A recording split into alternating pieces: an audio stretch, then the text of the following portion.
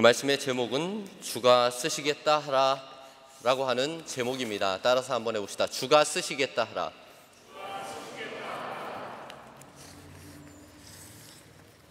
저에게는 단 하나의 무엇과도 바꾸지 못할 소원이 있습니다. 주님께서 저를 쓰시는 것입니다. 제겐 이 바람 이외에 다른 바람도 없습니다. 주께서 제게 내가 너를 불러 쓸 것이다 라는 확신만 주신다면 제 인생에 이거보다 더 큰 행복은 없을 것이라 확신합니다. 미국에 있을 때 한국에 들어오기 직전에 집사람과 밤새 이야기할 기회가 있었습니다. 집사람은 자기 살아온 이야기, 삶의 이야기를 쭉 들려주더니 뜬금없이 그것을 노래로 바꿔달라고 이야기하는 것이었습니다. 저는 음악가도 아니고 시를 쓰는 사람도 아니고 음악에 전혀 조예가 있는 사람이 아닙니다. 내가 어떻게 노래를 만드냐고 투덜거린 뒤에 집사람하고 한바탕 크게 싸우고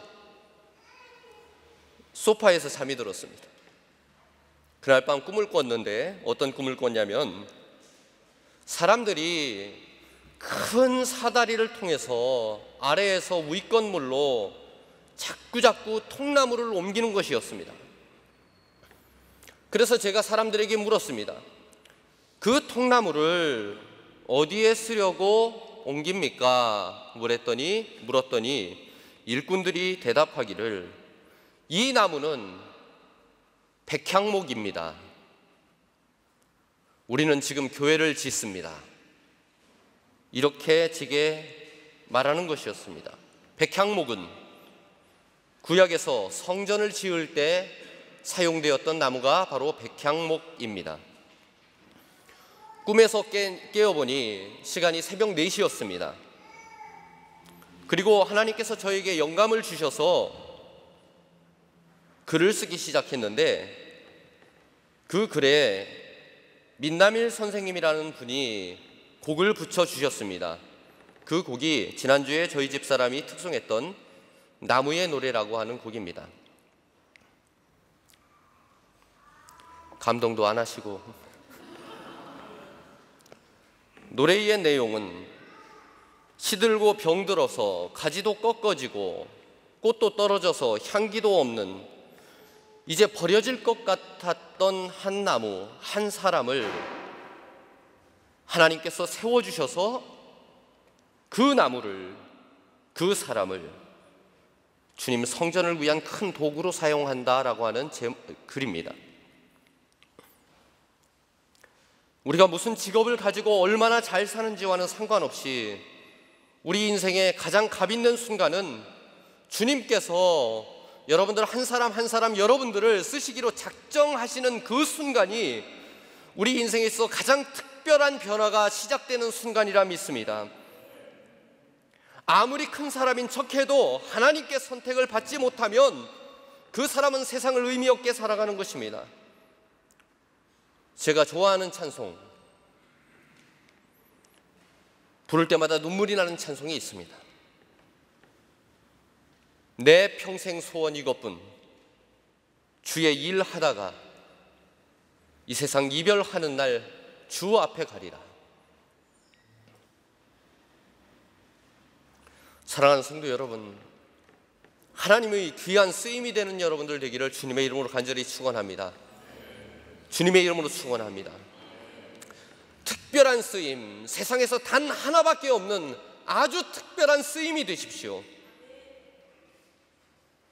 오늘은 종려주일입니다. 종려주일은 예수님께서 예루살렘 성전에 들어가실 때에 많은 사람들이 종려나무 가지를 흔들면서 호산나 다윗의 자손이여 주의 이름으로 오시는 이여 호산나 할지로다 찬송했던 그 순간을 기념하기 위해서 지키는 주일입니다. 이때 예수님은 평생 공생의 활동 중에서 단 한 번도 받지 못했던 가장 화려한 찬송, 가장 화려한 찬양, 가장 화려한 경배를 경험합니다. 우리도 이런 종려주의를 경험하고 싶지만 사실 종려주의를 뜻깊게 보내는 것은 쉽지 않습니다. 왜냐하면 종려주의를 마치 축제처럼 지내게 되면 그 다음 날부터 바로 고난주간이 시작되는데 표정 관리를 어떻게 해야 될지 전혀 감이 안 오기 때문입니다.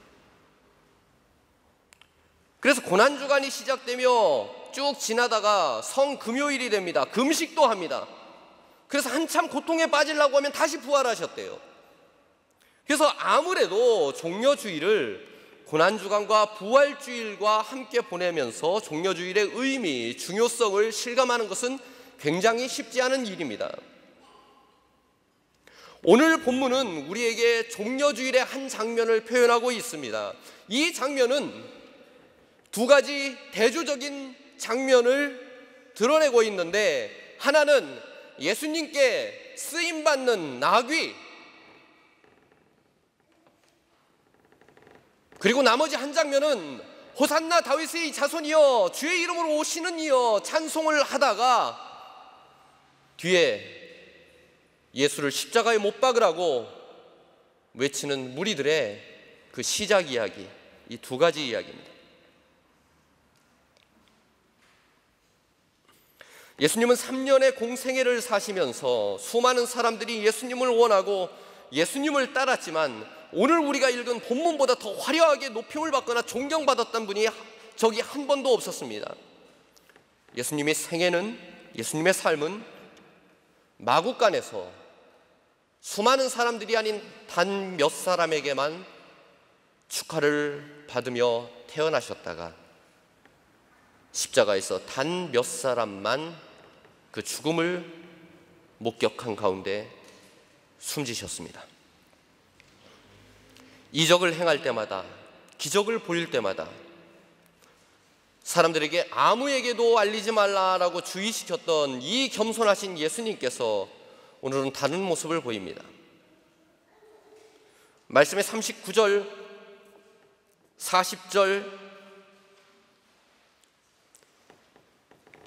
떠드는 제자들을 책망하라는 바리새인들의 제안, 그 제안에 예수님께서는 당당하게 이렇게 이야기하십니다. 만일 이 사람들이 잠잠하면, 침묵하면 돌들이 소리 지르리라. 찬양받으실 존귀하신 예수님을 그 무엇도 어떠한 권세도 가릴 수 없다라는 이야기입니다. 그런데 이 화려하고 위대한 행진에 예수님만큼이나 얼떨결에 스포트라이트를 받는 존재가 하나 있었는데, 그 존재가 바로 예수님께서 타고 계신 나귀였습니다. 말은 체구가 크고 당당하게 생긴 반면에 나귀는 그렇지 않습니다. 나귀는 말에 비해서는 체구가 형편없이 작고 보잘것없습니다. 말은 전쟁을 위해서 사용되지만 나귀는 기껏해야 농부의 곡식이나 실어 나르는 그러한 존재입니다. 세계에서 제일 작은 나귀가 사는 곳이 바로 이탈리아라고 들었습니다. 시칠리아 태생의 나귀들은 그 키가 60cm에 지나지 않는다라고 합니다. 사람의 엉덩이 정도의 높이, 그 정도밖에 말 엉덩이의 높이가 오지 않는다라고 합니다. 물론 사람도 다리가 긴 사람이냐 짧은 사람이냐에 따라서 다릅니다. 그런데 세계 어디에서든지 나귀에 대한 평가가 좋은 나라는 하나도 없습니다. 나귀는 일단 머리가 큽니다. 제 눈 마주칠까봐 얼굴을 안 보겠습니다. 나귀는 작고 느리고 그리고 생김새가 우스운 데다가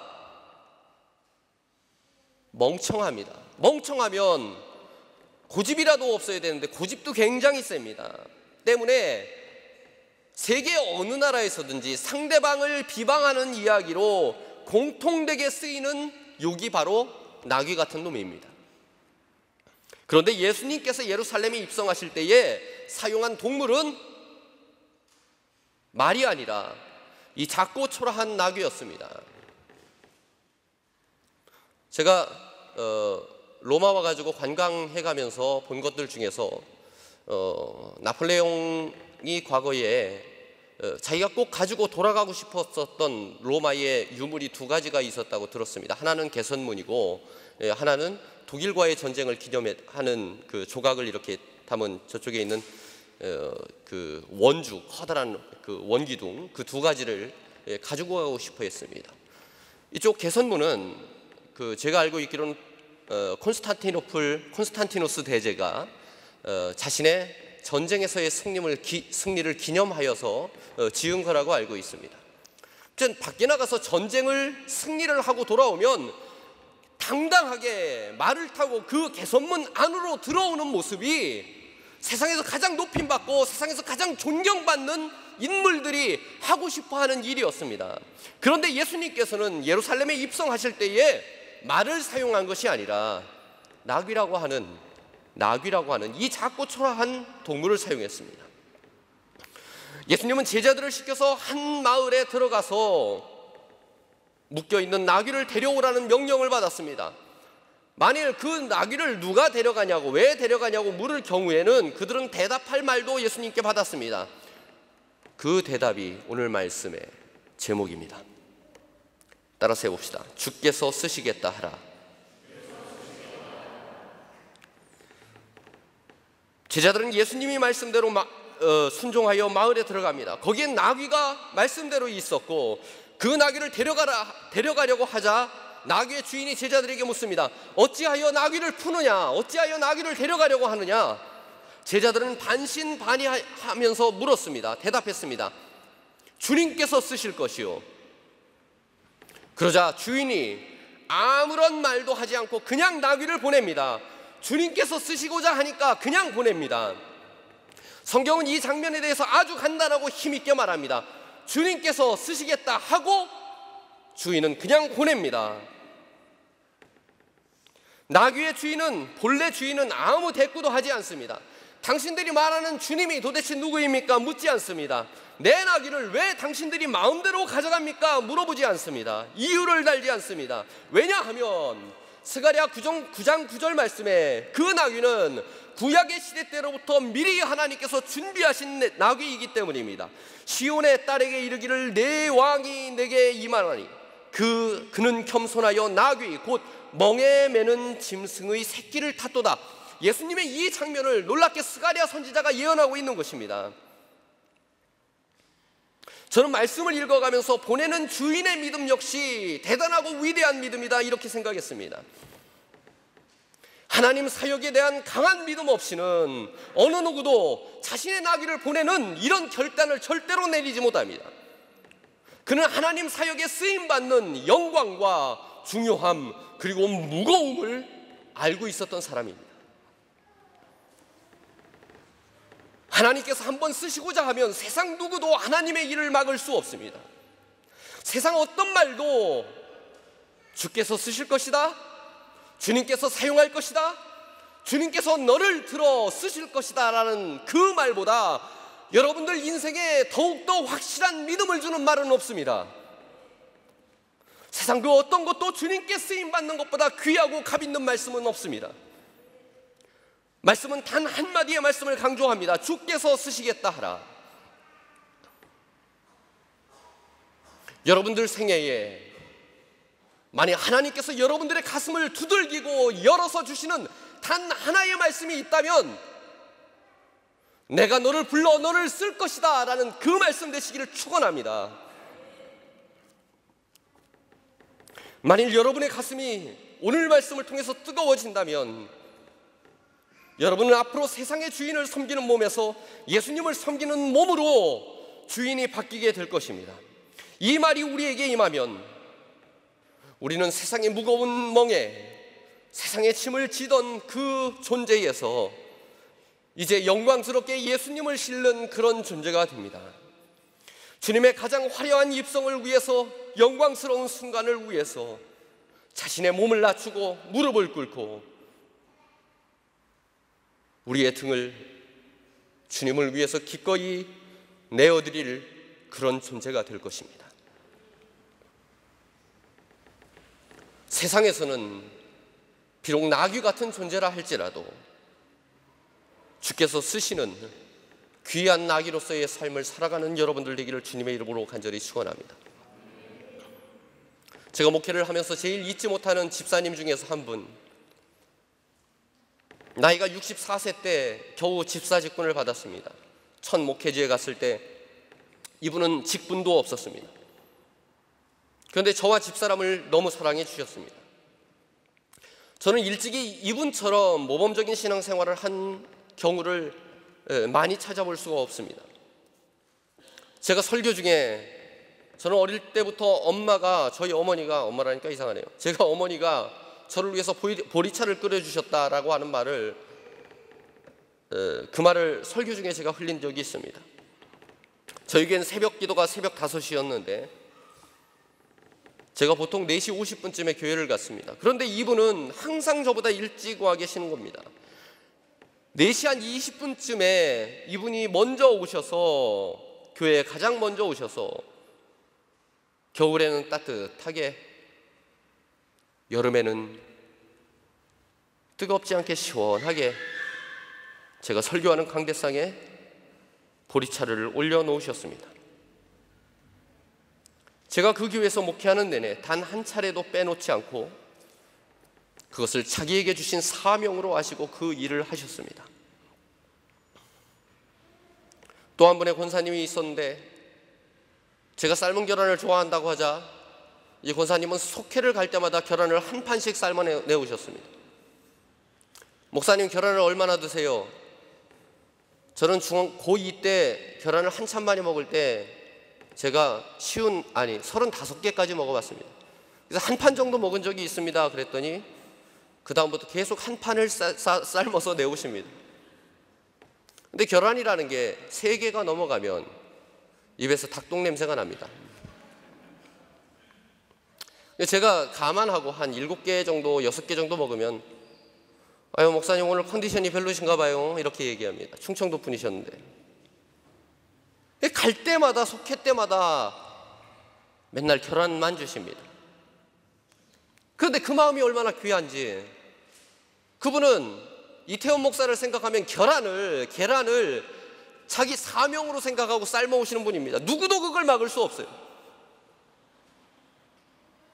이 두 분은 제 섬김의 모범이 되는 귀한 분들입니다. 모양은 저를 섬기는 것이지만 저는 저를 섬긴다고 여기지 않고 그분들의 주님을 섬기는 마음을 읽었습니다. 여기 이 교회, 하나님의 위대하신 하나님의 로마 연합교회에도 그런 분들이 차고 넘치기를 간절히 원합니다. 여러분들에게 주신 사명이 있다면 다른 사람에게 미루지 마십시오. 호산나 다윗의 자손이여, 종려나물 가지를 흔들고 예수님을 환영하는 척했다가 일주일도 안 돼서 예수를 십자가에 못 박으라고 외치는 그런 사람 되지 말고 예수님의 발밑에 겸손하게 무릎 꿇는 주님께서 예비하신 나귀와 같은 사람이 되십시오. 설교를 준비하는 이틀 동안 이 교회에서 사역하시는 두 분의 목사님 생각이 마음속에 충만했습니다. 저희 두 부부는 홍 목사님, 김 목사님의 은혜로 둘이 소개를 받아서 만나서 결혼을 했습니다. 제가 김정인 목사님을 안 지 12년의 시간이 지났습니다. 12년 전이었어요. 그리고 10년 전에 김정인 목사님은 저와 한국에서 함께 안수를 받으셨습니다. 한 교회에서 사역을 하신 적이 있습니다. 그런데 제가 로마에 오기 전에, 저는 로마에 나오고 김 목사님, 홍 목사님은 한국에 들어가는데 일산 저희 집에서 두 분의 목사님을 만났어요. 저는 오랫동안 김정인 목사님을 알고 있었지만 김정인 목사님의 가장 인생에서 행복한 표정을 봤습니다. 저는 그것이 너무너무 인상 깊었어요. 제가 본 목사님의 가장 화려하고 가장 행복한 모습이었습니다. 피부도 좋아지신 것 같더라고요. 비록 한 달의 시간이지만 교회를 섬기는 한 사람의 목회자에서 사랑하는 한 남자의 아내로서 누군가 한 어머니의 평범한 딸로, 그리고 또 사랑하는 두 자녀의 어머니로 완벽하게 돌아간 참 행복한 표정이었습니다. 아마 그 표정은 의도하지 않았을 것 같은데 그 표정은 평생 제 머릿속에서 지워지지 않을 것입니다. 집사람에게 이야기를 했습니다. 나는 김정인 목사님이 그렇게 행복한 표정하는 거 처음 봤어. 이제 내일 모레면 그분들이 로마로 돌아오십니다. 수요일 날 돌아오십니다. 제가 알기로는 한국에서도 휴식 같은 휴식을 보내지 못하셨어요. 거기에도 한국에도 로마교회 교인들이 있습니다. 그리고 그들을 목회하셨어요. 목사님 오래간만에 한국에 오시니까 교인들이 얼마나 좋겠어요. 전화해서 식사 대접하고 연주회 하면 찾아가고, 거기에서도 또 목회를 하신 겁니다. 저는 쉬시는데 방해될까 봐 전화도 잘 못 드렸어요. 예수님도 3년을 사역하시고 하나님의 품에 안기셨는데, 홍 목사님과 김 목사님은 20년을 로마 연합교회를 위해서 사역하셨습니다. 귀한 사역입니다. 그 두 분 이외에 어느 누구도 감당할 수 없는 사역입니다. 그리고 이번에 처음으로 받는 아름다운 휴식을 누리고 계십니다. 처음에 저희 집에서 묵으신다고 했을 때 저희 단칸방에 두 분의 목사님이 와 계시는 것을 부끄럽게 여겨서 목사님 안 됩니다 하고 반대했습니다. 저희 집이 너무 초라했기 때문입니다. 그러자 홍 목사님이 제게 말씀하시는데, 비가 새는 판잣집이라도 사랑하는 임과 함께 있으면 좋지 않겠습니까? 이렇게 이야기하는 것입니다. 이 임이 아까 말한 그 임입니다. 아직도 이해를 못 하시는 분들이 있는. 설교를 준비하면서 저는 두 분의 삶이 마치 주님을 위해서 준비된 나귀와도 같다는 생각을 아주 강력하게 했습니다. 그리고 나귀를 기꺼이 보내준 주인은 바로 로마 연합교회 교인들 같다는 생각을 했습니다. 아멘도 안 하시고. 오늘 우리 누가복음 본문을 읽었습니다. 그런데 마태복음 21장에 보면 거의 비슷한 본문이 나오는데, 다른 것은 무엇이 다르냐면 이 나귀가 한 마리가 아닙니다. 나귀와 나귀 새끼를 예수님께서 함께 불러 쓰시는 것으로 기록되어 있습니다. 즉 나귀가 하나가 아니라 둘이었던 셈입니다. 여러분 아십니까? 이스라엘의 율법에 따르면 집에서 부려먹는 나귀도 6년의 시간을 일하게 되면 1년을 쉬게 합니다. 그러니 여러분, 이번 결정은 참 잘하신 것입니다. 주께서 쓰시고자 했던 주님의 나귀를 기꺼이 보내는 그 믿음에 목사님 내외를 대신해서, 제가 대신할 자격은 없지만 정말로 감동하고 정말로 감사를 드립니다. 만일 나귀 주인이 본래 주인이 자신이었다는 사실, 그리고 자기 자신의 일을 결정했다면, 이 나귀가 없으면 나는 어떡하나, 이 나귀가 없으면 이 밭의 일은 어떻게 하나, 그렇게 생각했다면 아마 그런 결단을 내리지 못했을 것입니다. 그러나 그는 믿음으로 보냈습니다.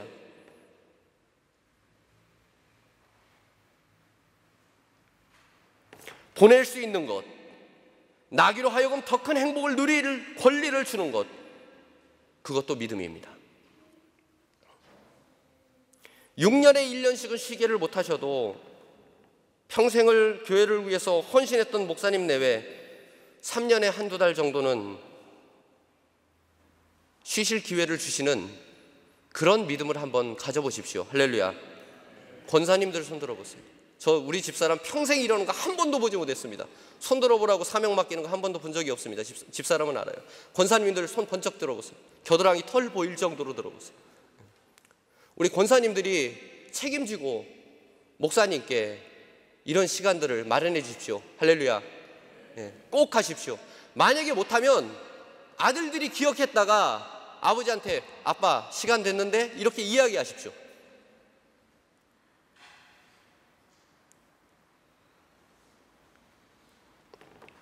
성도들이 먼저 기억하고 챙겨야 됩니다. 만일 그 나귀가 갑자기 못돼져서 주인의 말을 안 듣고 나는 그냥 여기 있겠노라고, 내가 아니면 여기 일을 할 수 있는 사람이 아무도 없다고, 나는 여기서 그냥 짐이나 지겠다고, 나는 이대로의 삶이 좋다라고 이야기를 한다면 당근이라도 줘서 억지로 궁뎅이를 떠미십시오. 한 사람 그렇게 떠미십시오. 사랑하는 로마 연합교회 성도님들, 오늘 종려주일에 우리에게 주신 하나님의 말씀은 우리에게 주님의 도구로 쓰임받는 영광에 대해서 가르칩니다.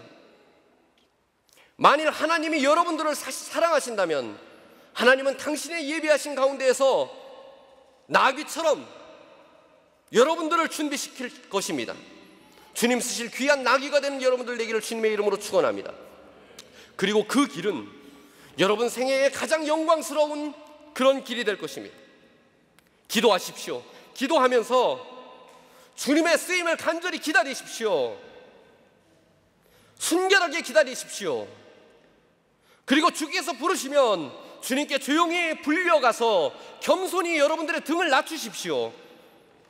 호산나 다윗의 자손이여 외치던 사람들이 거짓 찬양은 정확하게 5일 후에 예수님을 십자가에 못 박으라고 외칩니다. 그러나 이 종려주일에 오직 순결함과 하나님에 대한 순종함으로 우리에게 주시는 하나님의 귀한 말씀은 주님께서 쓰실 예비된 나귀가 되라. 그리고 그 나귀를 보내주던 나귀의 주인의 마음을, 그의 믿음을 본받으라 라고 하는 메시지일 것입니다. 사랑하는 성도 여러분, 세상에 예수님을 찬양하고 예수님의 이름을 외치는 사람은 참 많습니다. 그러나 예수님 밑에서 이 모든 예수님의 영광을 함께 누렸던 것은 그 초라한 나귀 단 하나밖에 없습니다. 세상에서 하나밖에 없는 쓰임받는 나귀가 되는 여러분들 되시기를 주님의 이름으로 간절히 축원합니다. 기도하겠습니다. 하나님, 세상 짐을 지고 가야 될 우리들, 그 무거운 짐을 내려놓고 이제 세상의 짐이 아닌 주님을 모시고 주님을 실는 주님의 나귀가 되는 삶을 살게 하옵소서. 주께서 쓰신다. 우리 마음 안에 이야기하시는 성령의 음성을 듣도록 인도해 주시옵소서. 주님의 쓰임에 순결한 도구가 되게 인도해 주시옵소서. 예수님의 이름으로 기도했습니다. 아멘. 이제는 우리 구주 예수 그리스도의 그 크신 은혜와 하늘아버지의 크고 놀라우신 사랑하심과 성령님의 감동, 감화 역사하심이 사랑하는 교회와 주님의 종되고 주님의 거룩한 나귀 되기를 소망하는 사랑하는 로마 연합교회 성도들 머리머리 이제로 영원까지 함께 하시옵기를 간절히 축원하옵나이다.